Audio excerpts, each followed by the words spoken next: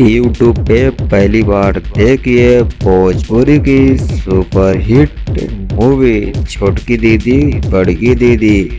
इस मूवी में अंजना सिंह और यामिनी सिंह का जबरदस्त एक्शन देखने को मिलने वाला है।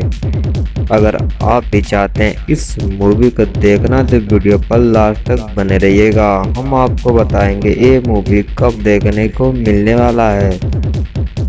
और आप अगर हमारे चैनल पर नए हैं तो चैनल को सब्सक्राइब जरूर करिएगा, क्योंकि हम ऐसे वीडियो आपके लिए लाते रहते हैं। सबसे पहले हम जान लेते हैं इस मूवी में स्टार कास्ट में कौन कौन नजर आने वाले हैं। दोस्तों आप लोग को बता दो, इस मूवी में स्टार कास्ट में नजर आने वाले हैं अंजना सिंह, यामिनी सिंह, देव सिंह, रितेश उपाध्याय, संजय पांडे, प्रेम दुबे, अयाज खान और भी ऐसे अन्य कलाकार नजर आने वाले हैं। अब आप लोग को बता दूं ये मूवी हमें यूट्यूब पर कब देखने को मिलने वाला है। तो आप लोग को बता दूं 4 जून बुधवार सुबह 11 बजे देखिए इंटरटेन रंगीला यूट्यूब चैनल पर छोटकी दीदी बड़की दीदी।